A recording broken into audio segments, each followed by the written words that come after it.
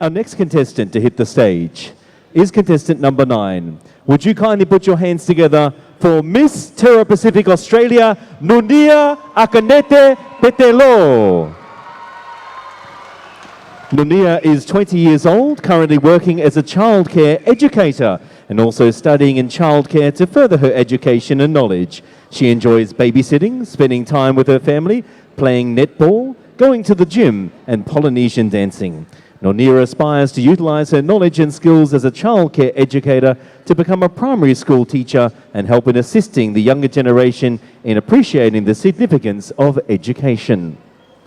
Nunia loves her Tongan culture and loves to learn more through dancing and singing and regularly participating in community events, which allows her to showcase her love for the Kingdom of Tonga. Ladies and gentlemen, entering the stage is Miss Terra Pacific Australia, contestant number 9, Nunia Akanete Petelo.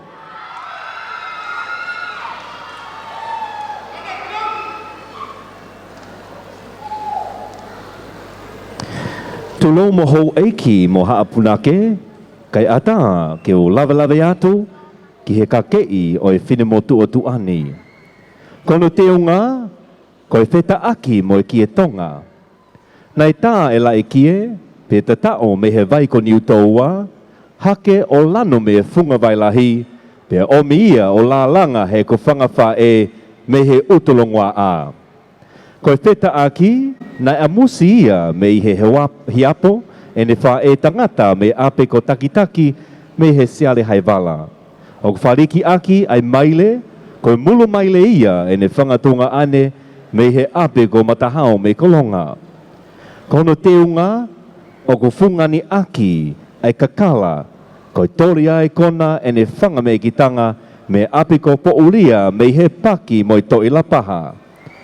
Kono noo koe kawha, nei omi ai fo i niu me he funga whanua o tā pia haha o whia me haa tou haa pai. Kono sisi koe omi ia me he funga o ne tāka. Kono besa moe vae, koe ngahi ia me he tui a tamale. Kono teki moe kahoa, koe nusi, koe tori ia me he fuu Heilala loa o lotapoha.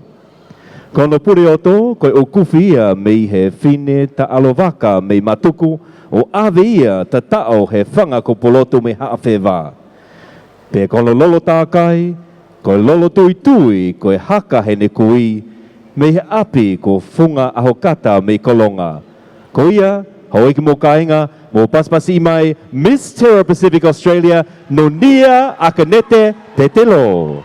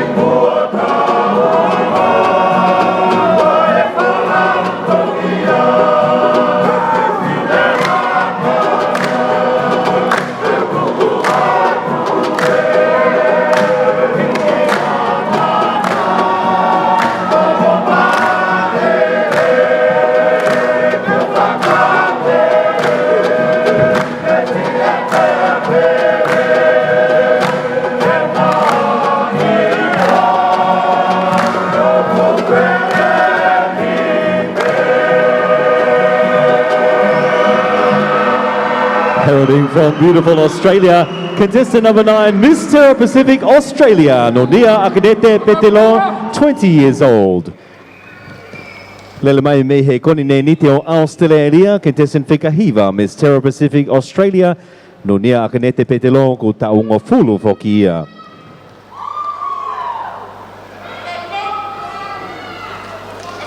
Mo pasmasi mai, Miss Terra Pacific Australia, contestant Whikahiva.